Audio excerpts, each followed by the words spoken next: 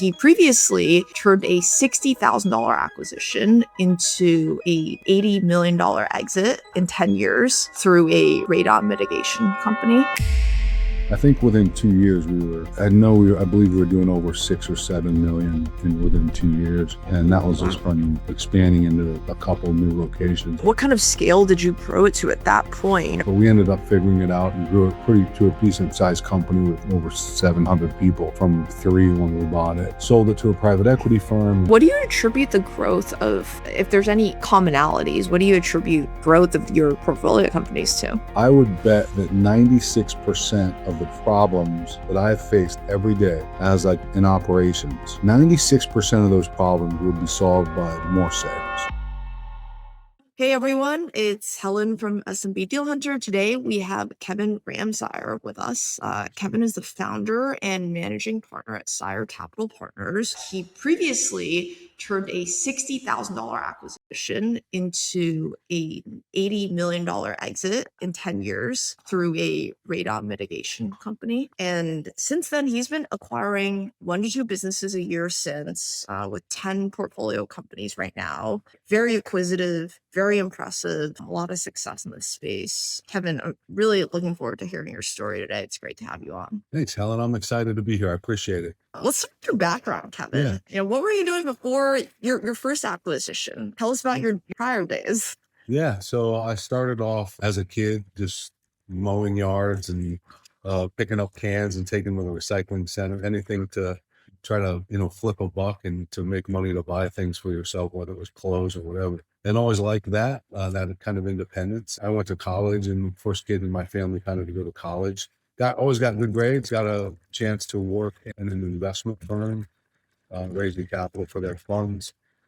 I was there for 10 years and was a partner there, and looked back and thought, I wish I would have stayed building something on my own. And I kind of lost that feeling of building my own culture and having a team of people. And I was fortunate enough to meet someone that we went in and bought a business together. It was small to start, and we grew that, ended up having a pretty good exit. And then I took that money and bought a handful of other businesses. And originally I would move to those. I'd buy a business and move there. I'd kind of follow a dollar through the business and try to make it better and improve upon it. Really focus on sales, increase revenue, profitable sales, and build out a management teams once they got to scale. Then I'd go kind of rinse and repeat. My oldest daughters lived in the United States, so it wasn't always the most fun for her and my other kids. And then about 13 years ago now, I met my partner, our partner, Adam. And Adam convinced me, hey, you got to get off the road. Moving every 12 to 18 months. You have to scale this somehow. It doesn't make sense. But he shook me up and talked some sense. And Adam and I have had a lot of success together and had a handful of exits now. And about 7 years ago, we added our third one. And just us three, kind of this small investment with a couple acquisitions a year. And then the help organization for the easier add-on, smaller, and help them think through that. Live in Charlotte with my wife and 4 kids. We have an office here and one in New York with Adam and Adam. That was long and I rambled, so I apologize, but I wanted to share a little about that. No, it's what a journey. I mean, let's start with the early days. Yeah. You were working at an investment firm. What led you to finally, pull the trigger and leave and make that first leap to buy a business? I tell the story often, but it almost like hit me in the face one day. I had built a nice business as a kid till I was 18, till I went to college. I never thought that I could sell it. I never even thought that way. It was just like money to buy a car, clothes, and stuff like that I wanted. But I really enjoyed it, and I was good at it. And I went to this kind of white collar environment. My business was very blue collar. And I went to this very white collar environment, calling investment firms, family offices, and stuff like that to raise capital for our funds. After 10 years, I'm on a plane pretty much every day, going to a different location, trying to raise capital, and eventually running a team that did that, but traveling with that team.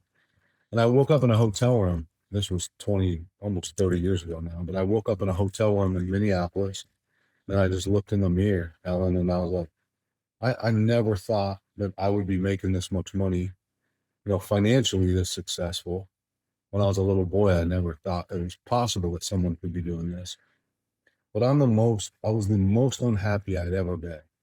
I didn't make sense to me. I always thought if you had some money, you got to be happy. You're going to be so happy. But it didn't add up and it was confusing. But I remember looking in the mirror and saying, man, I was happier in Northeastern Ohio mowing yards and building something for myself. And I really wanted that feeling. So I just made the decision there that I was going to leave and buy a business. And, back then I didn't know there's no searchers or sponsor. I didn't know what it was. It was just, I knew I wanted to go chase freedom. To me, what was important, and to this day, it is like, how do I get in front of huge opportunities and freedom, huge achievements and freedom? That's really it. And that was the best avenue I could think of to go do it, is to own something, own equity in something, build it, and build a team around that to help us think through growth. Tell us about that very first deal. How did you come across it? How big was the business? Tell us about those early days. Yeah, they all have all these businesses now. It's like I have 4 kids and I love them all equally, but they're very special in different ways, like they have their own unique stories, each of them. And the first one was interesting because I had a partner and him and I were really close friends, and it was in the radon mitigation business. And he actually sold my house. I had a partner and I had to leave, and he was this young kid. I interviewed all the top realtors, but he just can't, he just stuck out as like, this kid's going to be something. He sold my house. It was the first sale he ever did. I'm off the phone, find out later, but he became very successful. And he's like, hey, we stayed in touch after I moved, and I talked to him once a week and we became really good friends. And he becomes one of the top realtors. And one time in our calls, he was like, hey, have you ever heard of radon gas? Like, I run into it all the time in real estate transactions. And I'm like, I kind of heard of it. Well, in chemistry class, when I wasn't paying attention, I kind of remember. And he's like, no, I think there's a big business here. And so that led us into buy out the guy that he was using. It was a guy that I think his son and another employee, it was a small, no website, just the guy was very professional. He was retired, but he's just doing it in retirement, I think, to get away from, out of the house a little bit. He was moving to Florida and we were in Michigan at the time, and he wanted to hand it over to someone that he could trust. So there was a chain of restaurants called Big Boy. He actually bought that business in a Big Boy restaurant and closed the deal like shortly thereafter. I think the next day, went to a law firm and closed it, gave him his check, and off we were. And then You just found the business and you were just like, all right, how did you even come up with the price? Like, he was just like a one-man shop, effectively, or the son, right? It was a small shop, and he had to agree to keep his son on for a little while. So we he was doing really well financially. And I remember sitting across there and I'm like, he goes, I just want to retire. I want to go. I kind of was doing this for a hobby, but now my phone doesn't stop ringing. I feel like I'm letting people down. But we knew there was a business there. If we could really hire and train, and we knew we could scale. And so I go, well, what do you need to move? Like, what would it look like for you? And he said, I make $60,000. And I'm like, okay, let's do it. So that's what we bought the business for. Now we had to put money, as we grew it. It's always harder than you think. Some of this stuff is a small miracle to get across the goal line and to accomplish. But you look back and, people introduce you as this, and it wasn't me. It was really him. My partner was like the driving force of getting the phones ringing. And he's the one that would call me and say, hey, I need your help with this, and come on and help me full time in this role, and think, how do we get from, one location to locations in every state. That was our goal. So we ended up franchising it and having company owned locations. And every day we got 1% better. It was just taking a couple of steps forward, maybe one step back every once in a while, but really moving forward and taking calculated risks, trying to get 1% better every day. So at the end of the year, you look back and you're a completely different business than when you started in January. And we were able to do that effectively. And we're a really good team. What did you see in radon mitigation that, kind of piqued your interest initially? I really didn't know that it existed, actually, until he was in the mix of seeing it in a high percentage of his closings. And the dilemma, there wasn't a lot of people in it. And if there were, it was very like the person we bought. There was no large institution doing it, but it was becoming more popular. In fact, I believe a realtor had gotten sued because they didn't disclose that there was radon levels. So there was some awareness building up in the industry, like we've got to really start taking this seriously and fixing the problem. In many cases, the realtors could not get a commission until this was fixed and until the deal was done. So they had to get this fixed. But the problem was there was this, at least in the market, we were buying this guy, and he was really the only guy that was certified to do this. And he was backed up 3 to 4 weeks, and it closed. It Wow. hindered a sale. So that was really our driving force to create unique offers in the marketplace that no competitor nationwide could match, and that we would, when you place an order with us, we'd have it fixed in 48 hours, or we do it for free. And so people just started using us, and we just kept growing. And there's some time frames it was to our own demise, but we learned a lot in that process, and learned a lot that I took on to the next business, and then learned a lot in that one, and went to the next one and did it. You learn something new every time. Things that you're glad you learned, and things you wish you wouldn't have done, or that you would do differently next time. And then it came time to, we were in it for a long time. It seemed like longer than it was. I guess my point was, though, that you get introduced sometimes if you're speaking, like if I go somewhere to speak, you get introduced and it makes it sound like it was so great and grand. And I always think that they should introduce you to what you had to go through to get to there. Like he slept in the office for 2 years and had no relationships, and it was brutal. I probably wouldn't recommend anyone doing that. It was a fight every day for a long time until we broke through, and we just never gave up. I'm curious, what was the trajectory of the business? You bought it for 60K. What was the business doing then? And, was it a few years before you felt like there was more, I guess, maybe exponential growth? Was just steady growth year over year? What did that look like, really? Yeah, it grew every year. It was insane, actually. I think within 2 years I believe we were doing over 6 or 7 million within 2 years. And that was Wow. expanding into a couple new locations. And then we really got aggressive and continued to grow. So my partner had figured out at the time back then SEO, and it was a home services business for lead generation was paramount. He was exceptional at sales and marketing and getting people to call us that had a problem. And then we had to get really good at bear hugging customers and providing the service and training people the right way to scale that. It took a while to catch up to that, but we eventually balanced those two things out, and then really took off. I guess I'm curious, as you guys went down this franchising model, what made you guys decide to franchise out? What were someone, maybe tell us about that a little bit? Yeah. Well, as we got farther and farther from our home base, I would say the quality of what we were delivering was getting diluted. And so we sat down and said, well, we need a general manager, we need a regional manager model and general manager. At the time, it was like, how do we do this? And we're going to manage all these people. And we came to the conclusion that in an ideal world, we'd have someone wake up in the morning and their feet hit the floor with the same interest as ours, that they had equity in this thing and that they wanted to build it. And they were not an employee, but they were our partner. And so we had these large territories already built up. And so we franchised those and we sold them as company-owned locations, the ones that were far from us, like Denver and other markets. And so we had successful, profitable businesses where we would go find someone they didn't have to have a radon background, or we wouldn't have found anything. But they were like they were like, I wanted to find me, like someone that was stuck in this. They were like, I'm never going to build wealth or have freedom that I want working for someone else.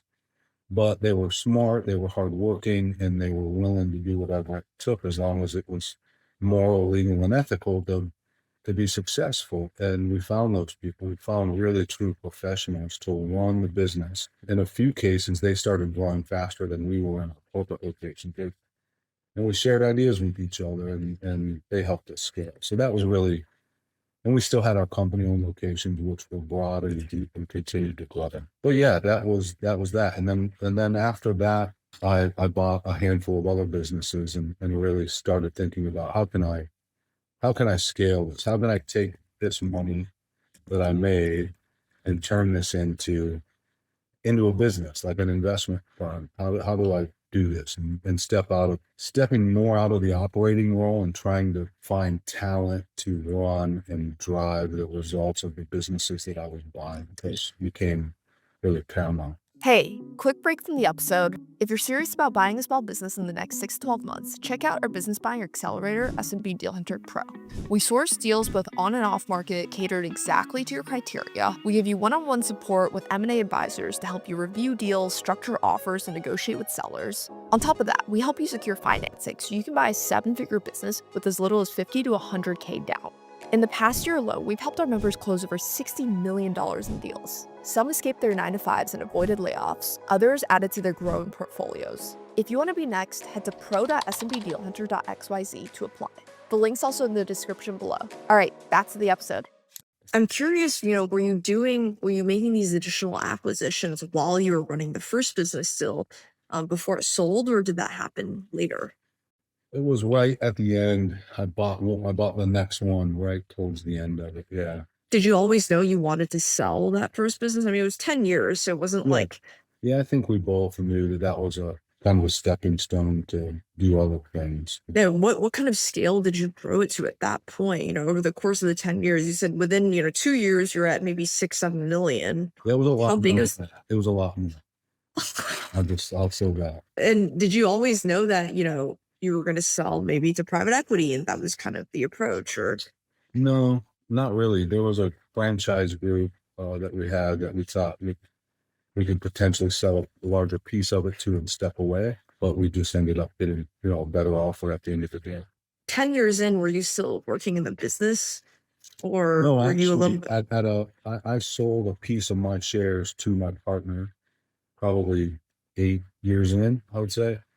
And that allowed me to I knew I wanted to go buy some other businesses. I think I sold a piece of my equity to him so that he could have majority and run it. And then I bought the next business, and then we eventually sold pretty shortly thereafter. based, that first business that you were running for 10 years, Yeah. how did that kind of drive your decision-making process around the next couple acquisitions? And maybe the first one you almost stumbled into. Yeah. I'm guessing you were a little bit more deliberate after that. So what were you looking for after the first one? Good question. Even that has evolved a lot since those days, those early days. I wanted something larger. I wanted something that wouldn't have taken as long to build out a team. I kind of wanted a different challenge. I knew at a certain size when it got easier at the first one, and I wanted something of that size. I didn't And want, what size is that? I would say at least 2 million of EBITDA. That's when you take a breath a little bit and you can pay people what they deserve to get paid. I wouldn't probably buy anything. I think add-ons to our existing companies will certainly look below that, but a new investment on a new platform we ideally want above 4 million, but I would encourage people that you're going to spend as much time on a $400,000 SDE business than you're going on a $5 million EBITDA business. And Right. the SDE is never the SDE that they say it is. So I would be very careful with that. What's interesting is that the next 4 businesses, I mean, it seems like you just moved around and operated each one. Tell us about what that was like. When you went into these, were you like, I can see there are some immediate levers I'm going to pull, and I'm going to then hire someone and we'll come in and move on to the next one? Was that the plan, or did it just kind of happen organically? No, it didn't. Back then, I would spend 3 hours every morning on, all the websites and reaching out to business brokers. I was CPA. I got a lot of, and I had a lot of contacts through my corporate life of advisors and centers of influence like CPA firms, things like that. And so I reached out to that network and called them, and they'd help. They would send deal flow to me. And I kind of knew what I wanted, and it was more about you knew the home service space pretty well, so I was going to stick kind of in that realm. So the next one I bought was in that realm. I knew a great CPO, today it starts with the people. At the end of the day, we're not buying something unless we have the best people in the space that are going to go in and be our partners and go grow the thing. Because I've just seen great people, a great team, take a really bad business and make it amazing. And I've seen mediocre teams ruin a really good business. And so I've focused more time than most investment firms on the people versus the actual business.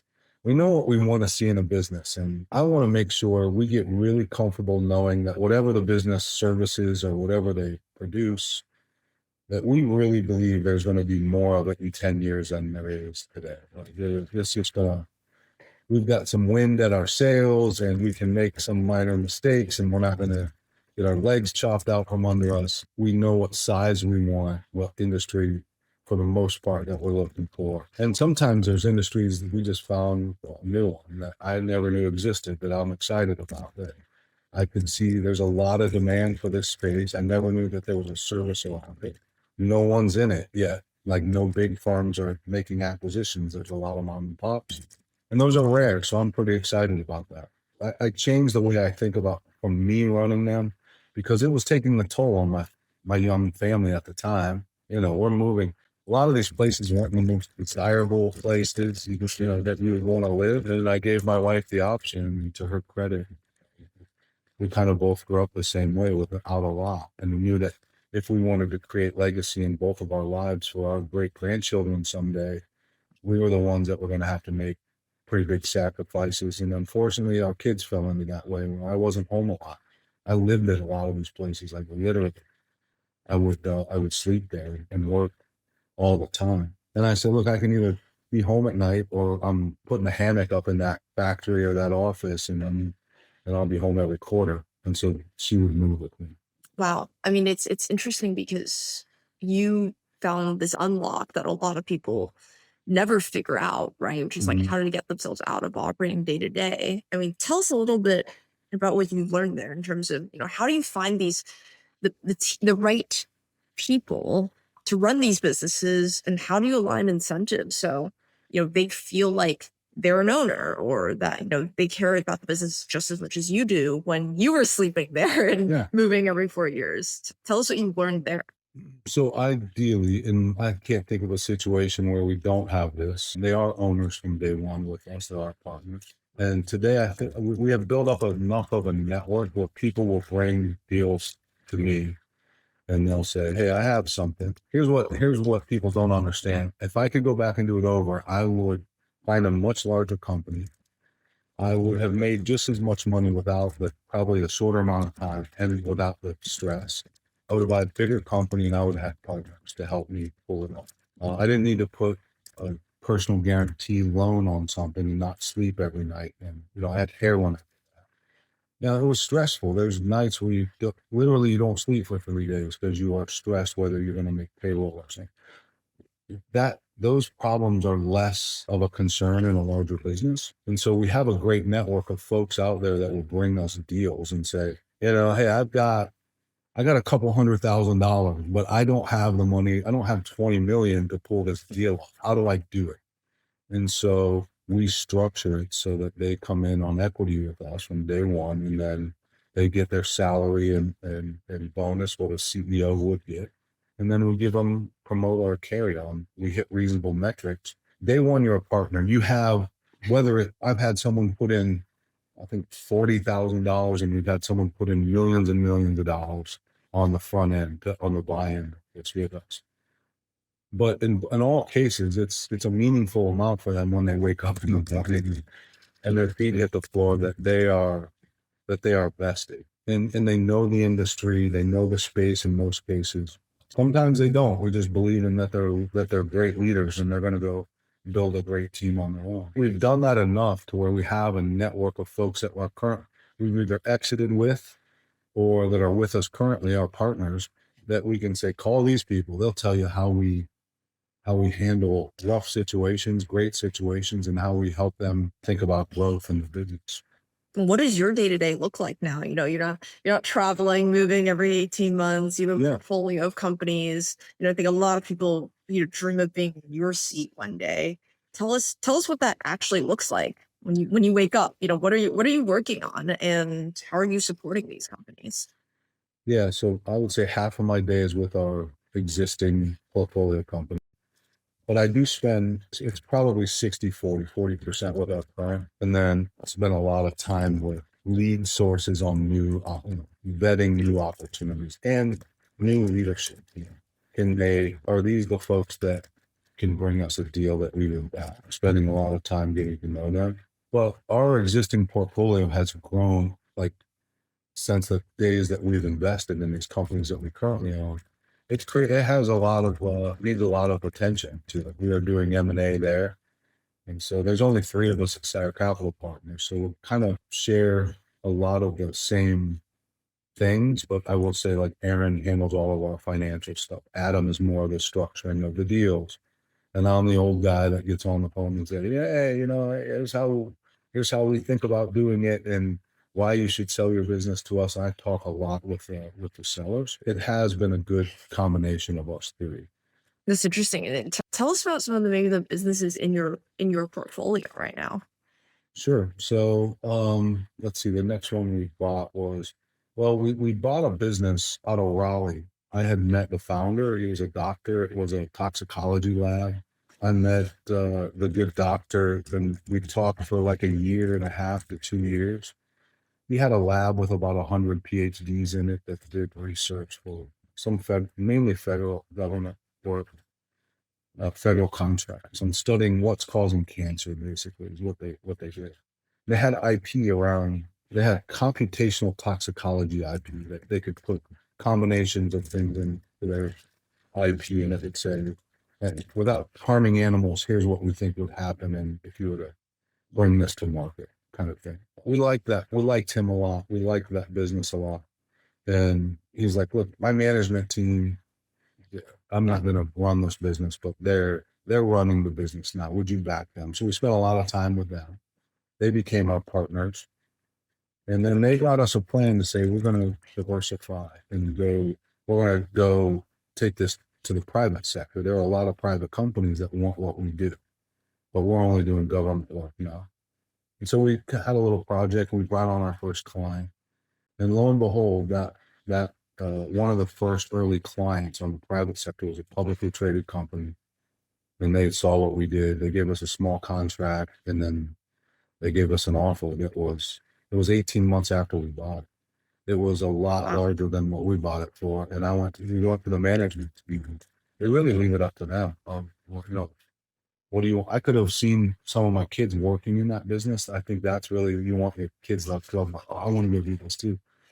But at the end of the day, if the management team wants to sell something and we don't, it's not going to be a good mix. So you got to really listen to them, learn. And so we sold that business. So that was one. That was a quick one. And then everyone was like, "These guys can find a business and sell it in 18 months for a massive return." And I'm like, "Oh, wait, I don't think if we could do that every time." And then we bought a company that's called Sage Integration. The partner the founder of that business is still our partner. He rolled, I believe, 20% of it. He is the best guy. Would be, if I got married today, he'd be in my wedding. We had a great CEO that we brought into that business, and they spent time together and liked each other. And that's probably one of our biggest portfolio companies now. That has grown from a couple million of EBITDA to over 10 now. Wow. So that has been a great success. And what do you attribute the growth of, if there's any commonalities, what do you attribute growth of your portfolio companies to? Look, I believe that, and I've learned this as an operator, and I used to say this to all of our teams, is that not all of them, but I would bet that 96% of the problem that I faced every day as like in operations, 96% of those problems would be solved by more sales. Now, not just, they can't be any sale. It has to be profitable sales. I should probably put an asterisk by that. You can't have unprofitable sales, which are easy to get, but profitable sales. So how do we create this unfair advantage where people need, what are we really good at? What's our unfair advantage? How do we lean into that and create an ideal customer profile of people that really need this, and then go sell like mad people. Like, we need to bear hug these people. We need to bring them on board, and they need to be our clients for life. How do we create that experience? And so I've always been obsessed with that. And unfortunately, I think a lot of operators spend a lot of time on, and that's important. It really is. Of why are we spending so much on PVC pipe? Or getting into the weeds on, you can't have a massive exit on cost savings. You've got to go grow the revenue. And so you really focus in on how to do that. That makes a lot of sense. Yeah, tell us about some of the other businesses in your portfolio, and maybe tell us a little bit about what niches and what industries you're excited about right now.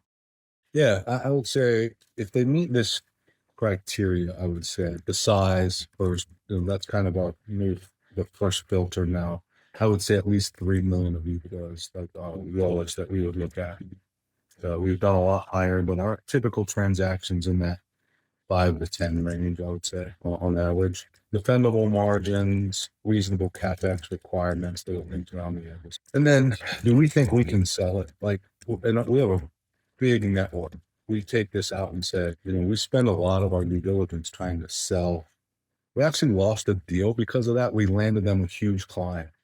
And we're like, we want to see how you handle this. And this big client came on and changed the dynamics of the business. And actually lost it was under LOI and they pulled out. But we want to see if we can move the needle on sales side. Like, that's really what we're trying to figure out. Just through your networks. Yeah, and we'll pick up the phone and call anyone, reach out to anybody, even if they're not in our network. Like, you have to be an animal, or you'll just get, and you cannot lose there.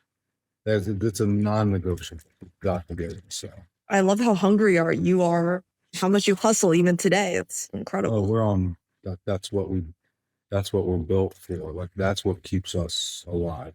We got to go sell, and then we figure out the most important part of this. Again, nobody talks about the selling part of this. And the number one thing is the people. Like, who's gonna walk? Who can grow this? Who is motivated in the right way? Who has the connections? Who has this combination of, depending on the business, do they have this? Can they speak to blue collar people and still talk to our bank professionally? And are they asking the right questions when they're in front of these people? The best intel we get are from the people that are out in the field doing work. And we don't want to hire someone that's going to stay in an ivory tower. We want someone to go out and, ask the right questions to these folks. My favorite question was always, what do we do that's dumb? Just going out and grabbing a beer with your employees and saying, what are we doing now that's really dumb? And you make one, two, they have the best ideas. It's never the GM sitting in the office all day. It's always the person loading the trucks or digging the holes or running the backhoe, whatever it is. The people that are in it have the best ideas. And once you start slowly but surely taking their advice, this guy just told us we're doing something dumb when delivery trucks come. Let's change that right now. And then they see it and they're like, well, someone's actually listening to us. You change the whole culture of the business eventually if you continue to do that and stick to it. It's easier said than done. And so once we get really passionate about the team and building the right people in place, and then this isn't a popular thing to do, but we give a big chunk of our equity outside of the equity that we're giving to the management team. We give to our leader, the CEO, typically. We give a big piece of our equity to them, not for them. That's a separate deal, but to give to our best people to either retain, or the best person might not be with us now. We use that to attract them. If we can say, we're going to pay you what you're making now, but you're going to own a big chunk of the business with us, be our partner. And here's what we want it to do, and what I think it can. I want to create 1,000 multi-millionaires. That's my goal. And I got a long way to go. We're not anywhere close to that, but we get closer with every deal we do. So that's really important to me. So I want that equity to go. And I've had professionals like CPAs say, why do you guys give so much of this away? And I wouldn't have half of it if maybe any of it if we didn't. They're the people that do it. you got to believe in them, and you have to motivate them in the right way that makes them want to get up on Saturday and check their email and go do a client visit or get on a plane for 2 weeks and not come home to see their family. Like, that's how you create alignment. And when at the end of the day, you know there's a big pot that everybody's going to share in. And you spoke about home services a lot. Is that still the niche you're mostly focused on? What's kind of piquing your interest these days? I'd say our two biggest exits were in home services, but we bought a basement waterproofing company. If I told you what we bought that business, we bought it out of like it was in trouble. We bought it. We already kind of knew the playbook, and all we did was get the old team back together. It was once a shining star, and they put people in charge of that business that never went out in the field. That went to some fancy business school and learned how to think they could. It's hard. It's much harder than they don't teach you this at Harvard, like how to go into a business where they're running jackhammers and connect with those people. So we bought that business. It was home services, and that was one of our biggest exits ever. So that was just 3 years ago. We sold that business 2 years ago, maybe. That was a big one. And so we're kind of known there. We're known in healthcare because we had a couple of healthcare deals, but not by design. If we saw something interesting in home services, I think we would look at it. But we certainly branched way out beyond that now. I'm curious, you brought up early on, you had to take on personal guarantees. How do you finance these deals today? It's a good question. So we have, I'd say, a dozen to 15 banks, lending institutions where the businesses are really the collateral. Nobody's putting personal guarantees on these, but they're large enough. They're cash based. So they'll look at the historical performance of the business and give you a loan with the business is kind of collateral. And then there's an equity gap. So we don't overburden these things with debt, but a little bit of debt makes your equity dollars go farther. And so we'll have an equity gap. Many times, as I mentioned, the seller will roll some equity with us or maybe carry a equity or something that we prefer they're on with us on the board, helping grow. I'd say 80% of our businesses, the owners are still with us and they help us make the decision. They brought us on to, okay, I'm doing this really good in Cincinnati. How do I take it across? I don't want to do that. I don't know how to do it. I'm pretty comfortable. A lot of these folks have worked very hard. They started with a ladder 40 years ago in the back of a truck. Now they're making $6 million a year. They're like, why would I want to grow this? I got an unbelievable lifestyle. And we're like, no, we got to grow. We're going to grow. We've done it before. Here's what we're going to do. Here's our game plan. We'll buy 80%. You continue to be our partner. And our goal is to make your 20% a lot more than the 80% we just bought from you today. That's our goal. And get that vision and get them excited about it, and they want to help us. And so we put a little bit of debt. We have some key LPs that have always been with us, friends and family, some professionals that we know from throughout our career that will come in to some of our deals with us. But we put up a big chunk of the equity. So you'll say nothing to do with so. Is there a bottleneck right now for you guys? Is it finding talent? Is it finding deal flow? At your scale, are you, multiple companies in your portfolio? What's kind of limiting your growth at this point? That's a really good question, Helen. We go through ebbs and flows where I wish it was consistent. Every quarter we had this new great deal where it was just steady. Sometimes we're all sliding down the fire pole, putting out fires and carrying the flag and trying to do a couple of deals at once.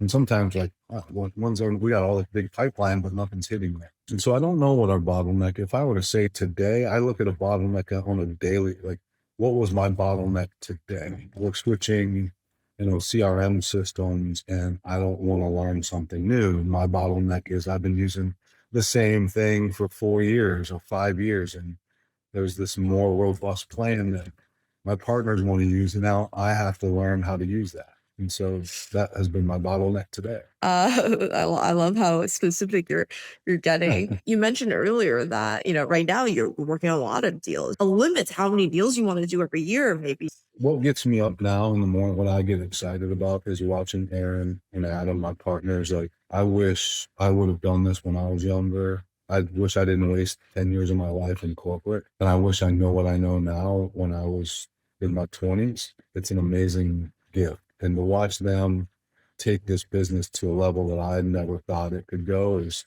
exciting for me. And to help them on that journey is special. Like I get balled up when I think about it. Like that's how important these two are to me.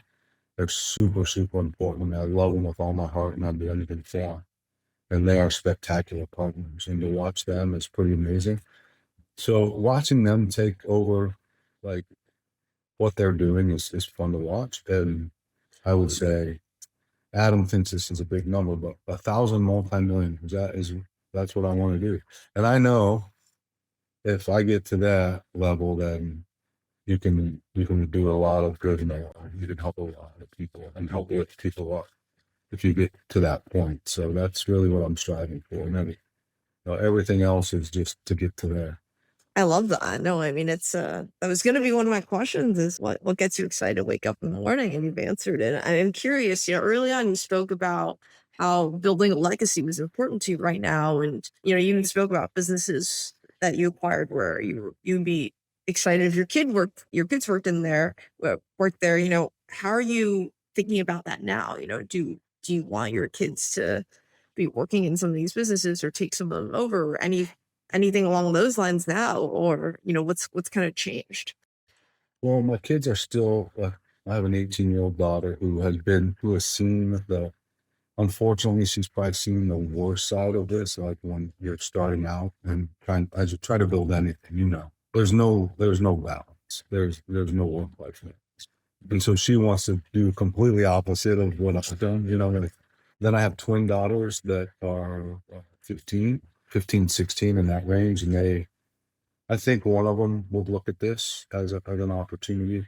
And then I have a young son, and we don't know, and he's probably a little too young to understand what he wants. But I have learned that I think the difference is I've always wanted to be like successful, like that. Well, since I was a little boy, that was super important to me, just because I grew up so poor, and and I define that as financial success, and that is a big part of it. What's interesting now is that my kids have never had to go through what I went through, and I took them by the place I grew up. It might have really bad, not a great area, not a great house, and I pulled up in front of it, and I just started.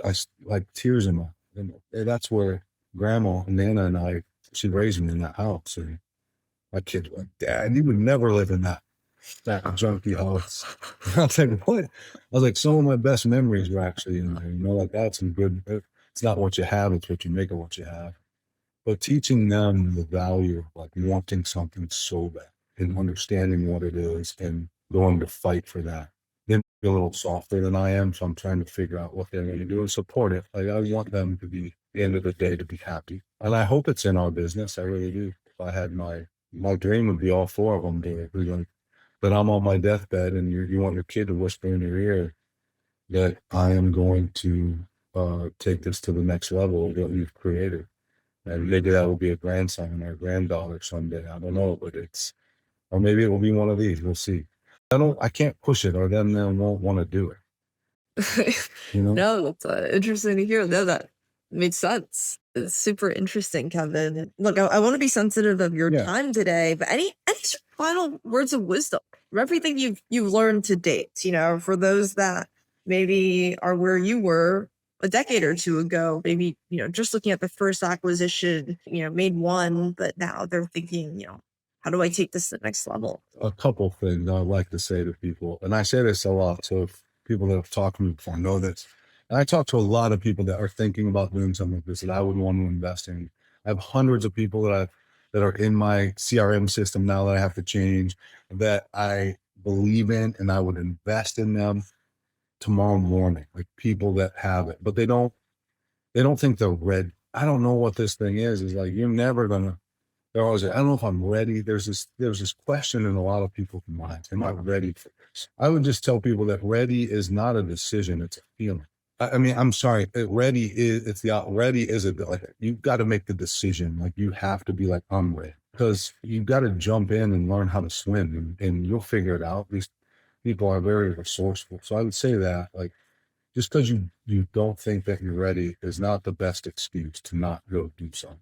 And then, I try to tell my kids this. It's just something that I think people need to constantly remind themselves. You will always end up in a place that is acceptable to you. And so if you accept where you're at, and there's nothing wrong with that as long as you accept it and you're happy with it.